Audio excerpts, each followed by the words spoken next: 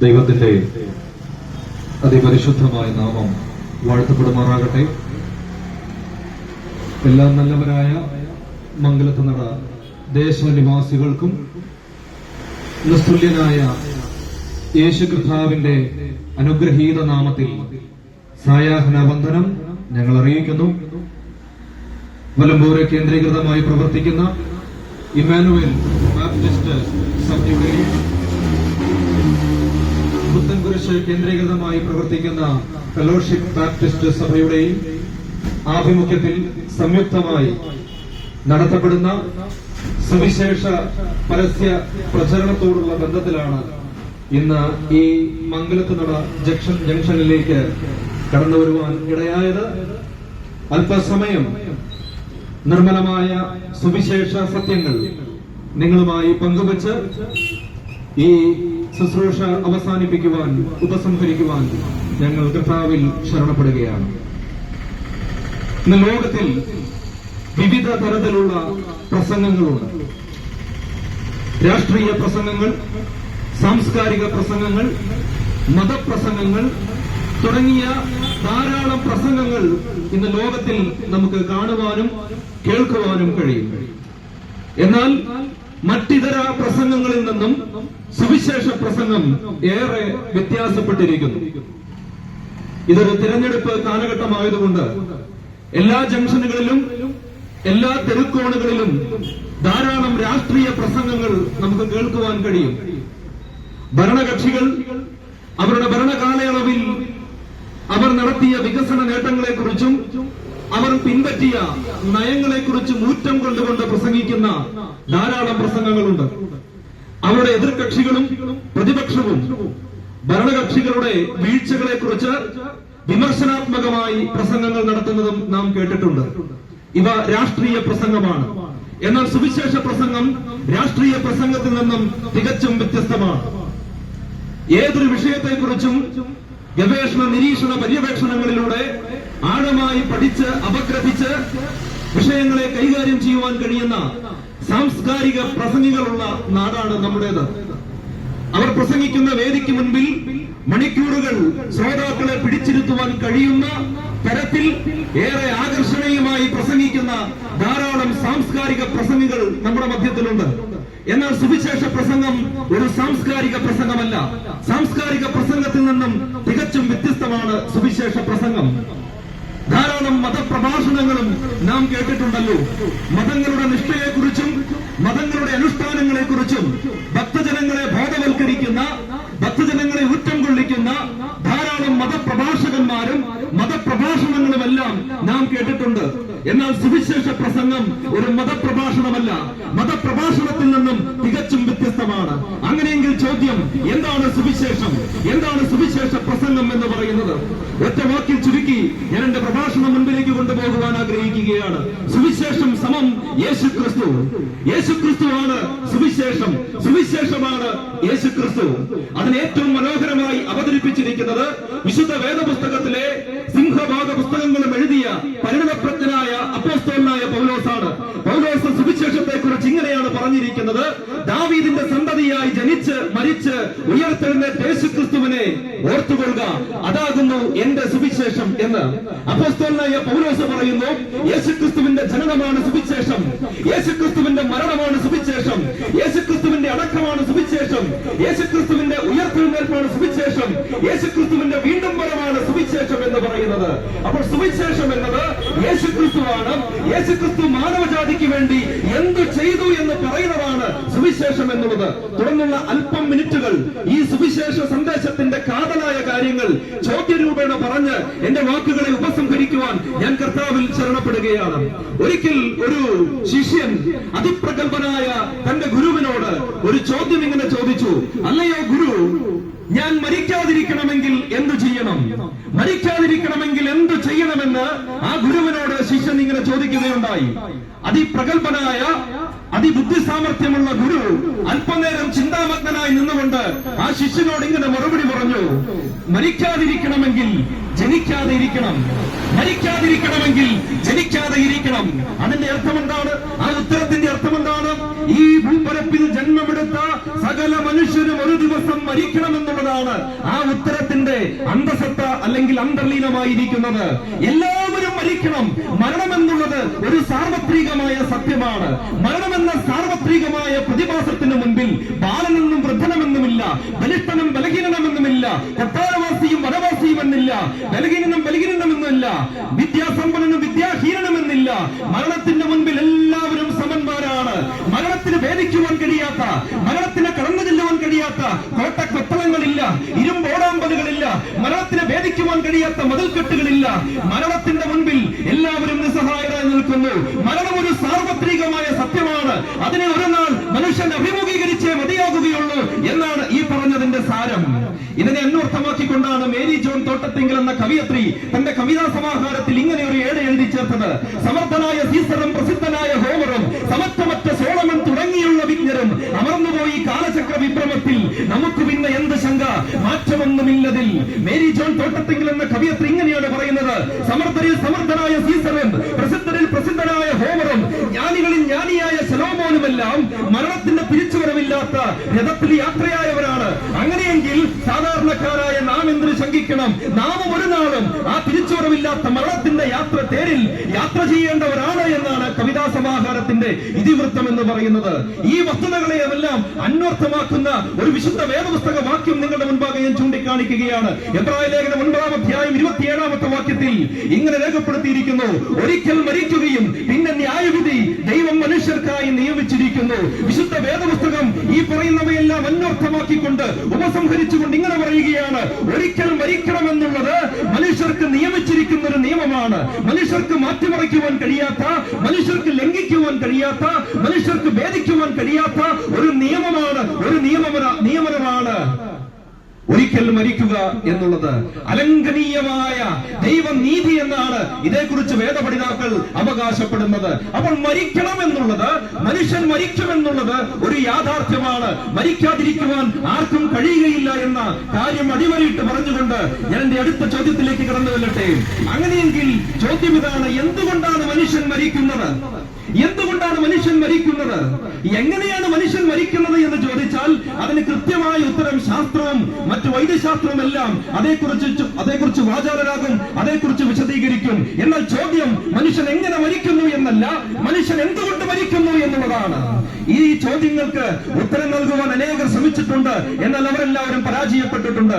സോക്രട്ടീസും അരിസ്റ്റോട്ടിലും പ്ലേറ്റോയും ഉൾപ്പെടെയുള്ള താത്വികന്മാരും ദാർശനികന്മാരും തത്വചിന്തകന്മാരും പണ്ഡിത പ്രബുദ്ധന്മാരും എല്ലാം ഈ ചോദ്യത്തിന് ഉത്തരം നൽകുവാൻ വേണ്ടി കിണഞ്ഞു പരിശ്രമിച്ചു. അവരെല്ലാം അമ്പയെ പരാജയപ്പെട്ട് ഈ കാലത്തിൽ ഒടുങ്ങിപ്പോയവരാണ്. എന്നാൽ ഈ ചോദ്യത്തിന് സമഗ്രമായി, ഈ ചോദ്യത്തിന് ഏറ്റവും ഉത്കൃഷ്ടമായി ഉത്തരം നൽകുന്ന ഒരു പുസ്തകം എന്ന് പറയുന്നത് വിശുദ്ധ വേദപുസ്തകമാണ്. വിശുദ്ധ വേദപുസ്തകം ഇങ്ങനെ പറയുന്നു, വിശുദ്ധ വേദപുസ്തകം ഇങ്ങനെയാണ് പറയുന്നത്. 2 വാക്യങ്ങൾ അതിനോടുള്ള ബന്ധത്തിൽ ചൂണ്ടിക്കാണിക്കുവാൻ ഞാൻ താല്പര്യപ്പെടുകയാണ്. റോമർക്കെഴുതിയ ലേഖനം 5-ാം അധ്യായം 12-ാമത്തെ വാക്യവും റോമർക്കെഴുതിയ ലേഖനം 6-ാം അധ്യായം 23-ാമത്തെ വാക്യവും, ഈ 2 വാക്യങ്ങളിൽ മനുഷ്യൻ എന്തുകൊണ്ട് മരിക്കുന്നു എന്നുള്ളതിന്റെ വ്യക്തമായ ചിത്രം വിശുദ്ധ വേദപുസ്തകം നൽകുന്നു. 1-ാമത്തെ വാക്യത്തിൽ ഇങ്ങനെ പറയുന്നു: ഏകന്റെ ലംഘനത്താൽ പാപവും പാപത്താൽ മരണവും ഈ ലോകത്തിലേക്ക് കടന്നു വന്നു എന്നുള്ളതാണ്. ആരാണ് ആ ഏകൻ? ദൈവം സൃഷ്ടിച്ച ആദിമ പിതാവായ ആദമാണ്. ആദം ദൈവത്തിന്റെ കൽപ്പനയെ നിരസിച്ചതിന്റെ ഫലമായിട്ട് അവനിലൂടെ പാപവും ആ മനുഷ്യനിലൂടെ സകല മാനവരാശിയിലേക്കും പാപം പ്രസരിക്കപ്പെട്ടു. ആ പാപത്തിലൂടെ മരണവും ഈ ലോകത്തിലേക്ക് കടന്നു വന്നു എന്നാണ് വിശുദ്ധ വേദപുസ്തകം പറയുന്നത്. 2-ാമത്തെ ഭാഗത്തിൽ ഇങ്ങനെ പറയുന്നു: പാപത്തിന്റെ ശമ്പളം മരണമാണ്. അപ്പോൾ ഈ 2 വാക്യങ്ങളും ചൂണ്ടിക്കാണിക്കുന്നത് മരണത്തിന്റെ ആരംഭം എന്ന് പറയുന്നത് പാപമാണ്. പാപത്തിന്റെ പരിണിതഫലമായിട്ടാണ് മാനവകുലത്തിലേക്ക് മരണം വന്നത് എന്ന് വളരെ കൃത്യമായിട്ട് വിശുദ്ധ വേദപുസ്തകം അസന്നിഗ്ധമായിട്ട് പ്രഖ്യാപിക്കുകയാണ്. അങ്ങനെയെങ്കിൽ 3-ാമത്തെ ചോദ്യം ഇതാണ്: മരണത്തിനൊരു പരിഹാരമുണ്ടോ? മരണത്തിനൊരു പരിഹാരമുണ്ടോ? ഈ ചോദ്യം അല്പം ബുദ്ധിമുട്ടുള്ള ചോദ്യമാണ്. മരണത്തിന് പരിഹാരം വരുത്തുവാനായിട്ട് അനേകർ ശ്രമിക്കുന്നുണ്ട്. അതിലേറ്റവും അധികം ശ്രമിക്കുന്നത് വൈദ്യശാസ്ത്രമാണ്. ഇന്ന് വൈദ്യശാസ്ത്രം കിണഞ്ഞു പരിശ്രമിച്ചുകൊണ്ടിരിക്കുകയാണ്. ഈ ഭൂമിയിൽ മനുഷ്യന്റെ ജീവിതം ഒന്ന് പിടിച്ചു നിർത്തുവാനായിട്ട് അവർ അഹോരാത്രം അധ്വാനിച്ചു കൊണ്ടിരിക്കുകയാണ്. നാം ചുറ്റും നോക്കിയാൽ കൂണുപോലെ മുളച്ചു വരുന്ന മൾട്ടി സ്പെഷ്യാലിറ്റി ഹോസ്പിറ്റലുകൾ, ഏത് രോഗങ്ങൾക്കും അതിന്റേതായ സ്പെഷ്യലൈസ്ഡ് ആയിട്ടുള്ള ഡോക്ടർമാർ, മനുഷ്യന്റെ ശരീരത്തിലെ ഉള്ളറകളെ മുഴുവൻ ഒപ്പിയെടുക്കുവാൻ കഴിയുന്ന നൂതന സാങ്കേതിക തികവുള്ള സ്കാനിംഗ് മെഷീനുകൾ, കാര്യക്ഷമമായ മരുന്നുകൾ, എന്തിനേറെ പറയണം, വേദനയില്ലാതെ മുറിവില്ലാതെ ശസ്ത്രക്രിയ ചെയ്യുവാൻ സംവിധാനങ്ങൾ ഇന്ന് വൈദ്യശാസ്ത്രത്തിലുണ്ട്. ഇതെല്ലാം ഇന്ന് ലഭ്യമാണ്. ഇതൊക്കെയും വൈദ്യശാസ്ത്ര രംഗത്തിലുണ്ട്. പക്ഷെ ഇതൊക്കെയും ഉള്ളപ്പോഴും ഒരു കാര്യം ഞാൻ നിങ്ങളോട് പറയാം, മനുഷ്യന്റെ ആരോഗ്യം നാൾക്ക് നാൾ കുറഞ്ഞു വരുന്നു എന്നുള്ള യാഥാർത്ഥ്യം നിങ്ങൾ സമ്മതിച്ചേ മതിയാകുകയുള്ളൂ. മനുഷ്യന്റെ ആരോഗ്യത്തിന്റെ പുരോഗതിക്ക് വേണ്ടി, മനുഷ്യന്റെ ജീവൻ നിലനിർത്തുവാൻ വേണ്ടി ഈ സംവിധാനങ്ങളെല്ലാം ഉണ്ടെങ്കിലും അതിന്റെ അപ്പുറത്തായിട്ട്, അതിന്റെ മറുതലമായിട്ടൊന്ന് ചിന്തിച്ചാൽ ഓരോ ദിവസവും മനുഷ്യന്റെ ആരോഗ്യം ക്ഷയിച്ചുകൊണ്ടിരിക്കുന്നു എന്ന് നിങ്ങൾ സമ്മതിച്ചേ മതിയാകുകയുള്ളൂ. നിങ്ങൾക്ക് എല്ലാവർക്കും അറിയാം, ഒരു 40 വയസ്സ് കഴിഞ്ഞ മനുഷ്യൻ അവൻ എവിടേക്കെങ്കിലും യാത്ര പോവുകയാണെങ്കിൽ അവന്റെ കൂടെ ഒരു മരുന്ന് പെട്ടി കൂടി കൊണ്ടുപോകേണ്ട സാഹചര്യമാണുള്ളത്. കാരണം ധാരാളം മരുന്നുകൾ കഴിക്കേണ്ടതായിട്ടുണ്ട്. നമുക്കറിയാം, ഇന്ന് ഈ കൊച്ചു കേരളത്തിൽ ഏകദേശം ഒരു വർഷം 1100 കോടിയുടെ മരുന്നുകളാണ് വിൽക്കപ്പെട്ടുകൊണ്ടിരിക്കുന്നത്. 20,000 ഫാർമസി കമ്പനികൾ നമ്മുടെ ഭാരതത്തിലുണ്ട്. ഈ 20,000 ഫാർമസ്യൂട്ടിക് കമ്പനികൾ അവർ ഉൽപ്പാദിപ്പിക്കുന്ന പ്രമേഹ മരുന്നുകളുടെ 15% മരുന്നുകളും തിന്നു തീർക്കുന്നത് ആരാണെന്നറിയാമോ? ഈ കൊച്ചു കേരളത്തിലെ മനുഷ്യരാണ്. നാം ഓരോരുത്തരുമാണ് തിന്നു തീർക്കുന്നത് എന്നുള്ള യാഥാർത്ഥ്യം ഞാനൊന്ന് പറഞ്ഞു എന്ന് മാത്രമേ ഉള്ളൂ. ഇതിന്റെ എല്ലാം സാരം എന്താണ്? മരണത്തെ പിടിച്ചടക്കുവാനായിട്ട് വൈദ്യശാസ്ത്രം ശ്രമിച്ചുകൊണ്ടിരിക്കുന്നു. എന്നാൽ അവർ അതിലമ്പെ പരാജയപ്പെട്ട് നിസ്സഹായരായി നോക്കി നിൽക്കുവാൻ മാത്രമേ അവർക്ക് കഴിയുകയുള്ളൂ എന്നുള്ള യാഥാർത്ഥ്യം. മതങ്ങൾ ശ്രമിക്കുന്നു, അവർ പരാജയപ്പെടുത്തുന്നു. രാഷ്ട്രീയ വ്യവസ്ഥിതികൾ ശ്രമിക്കുന്നു, അവർ പരാജയപ്പെടുന്നു. സാമൂഹിക പരിസ്ഥിതികൾ ശ്രമിക്കുന്നു. മരണത്തെ കീഴടക്കുവാൻ ഇവരെല്ലാവരും മരണത്തിന് മുൻപാകെ അമ്പെ പരാജയപ്പെട്ട് മരണത്തിനൊരു പരിഹാരം നൽകുവാൻ ഇവർക്കൊന്നും കഴിയുന്നില്ല എന്നുള്ള യാഥാർത്ഥ്യം ഒരിക്കൽ കൂടി വിളിച്ചു പറയുവാൻ ഞങ്ങൾ ആഗ്രഹിക്കുകയാണ്. പിന്നെ എന്താണ് മരണത്തിനുള്ള പരിഹാരം? മരണത്തിനൊരു പരിഹാരമുണ്ടോ? ഉണ്ടെങ്കിൽ എന്താണ്? മരണത്തിന്റെ പരിഹാരം പാപത്തിന്റെ പരിഹാരമാണ്. പാപത്തിന്റെ പരിഹാരമാണ് മരണത്തിന്റെ പരിഹാരം എന്ന് പറയുന്നത്. അതെങ്ങനെ ശരിയാവും? അത് ശരിയാവും. കാരണം ഈ പാപത്താലാണ് മരണം ഈ ലോകത്തിലേക്ക് കടന്നു വന്നത്. പാപത്തിന്റെ അനന്തരഫലമായിട്ടാണ് മനുഷ്യൻ മരിക്കുന്നതെങ്കിൽ ആദ്യം പരിഹരിക്കപ്പെടേണ്ടത് മനുഷ്യന്റെ പാപമാണെന്നുള്ള യാഥാർത്ഥ്യം ഒരിക്കൽ കൂടി ഓർമ്മിപ്പിക്കുവാൻ ഞങ്ങൾ താല്പര്യപ്പെടുകയാണ്. ഇന്ന് നമുക്കറിയാം, എല്ലാ മനുഷ്യരും പാപികളാണ്. പാപത്തിനൊരു ശിക്ഷയുണ്ട് എന്ന് എല്ലാ മതങ്ങളും പഠിപ്പിക്കുന്നുണ്ട്. ഇവിടെയുള്ള ഹൈന്ദവ മതം അത് പഠിപ്പിക്കുന്നു, ഇവിടെയുള്ള ജൈനമതം അത് പഠിപ്പിക്കുന്നു, ഇവിടെയുള്ള ബുദ്ധമതം അത് പഠിപ്പിക്കുന്നു, ഇവിടെയുള്ള സാംസ്കാരിക നായകന്മാർ അത് പഠിപ്പിക്കുന്നു. എല്ലാവർക്കും അറിയുന്ന ഒരു വസ്തുത ഇതാണ്, മനുഷ്യൻ പാപിയാണെന്നും പാപത്തിനൊരു ശിക്ഷയുണ്ട് എന്നുള്ള യാഥാർത്ഥ്യം എല്ലാ മനുഷ്യരുടെയും ഉള്ളിലുണ്ട്. അതുകൊണ്ട് തന്നെ ഈ പാപത്തിനൊരു പ്രതിക്രിയ വരുത്തുവാൻ, ഈ പാപത്തിനൊരു പരിഹാരം വരുത്തുവാൻ മനുഷ്യൻ എപ്പോഴും കിണഞ്ഞു പരിശ്രമിക്കുന്നു എന്നുള്ളതും കാണുവാൻ കഴിയുന്നുണ്ട്. എന്തിനാണ് പാപങ്ങൾക്കൊരു പരിഹാരം നടത്തുവാൻ മനുഷ്യൻ ശ്രമിക്കുന്നത്? കാരണം അവനൊരു പാപിയാണെന്നുള്ള ഒരു ബോധം അവന്റെ ഉപബോധ മനസ്സിലുണ്ട് എന്നുള്ളത് കൊണ്ടാണ്. അതെ, വിശുദ്ധ വേദപുസ്തകം പറയുന്നു, ഒരു വ്യത്യാസവുമില്ല, എല്ലാ മനുഷ്യരും പാപം ചെയ്ത് ദൈവ തേജസ് നഷ്ടപ്പെടുത്തിയിരിക്കുന്നു. ഈ മംഗലത്ത് നടയിലുള്ള ദേശനിവാസികൾ മാത്രമല്ല, ഈ കേരളക്കരയിലെയും ഇന്ത്യയിലെയും ഏഷ്യ ഭൂഖണ്ഡത്തിലെയും ലോകത്തിലെ 5 വൻകരകളിലുള്ള 780 കോടി ജനങ്ങളും പാപികളാണ് എന്ന് വിശുദ്ധ വേദപുസ്തകം പറയുന്നു. ഒരു വ്യത്യാസവുമില്ല, എല്ലാവരും പാപം ചെയ്ത് ദൈവ തേജസ് നഷ്ടപ്പെടുത്തിയിരിക്കുന്നു.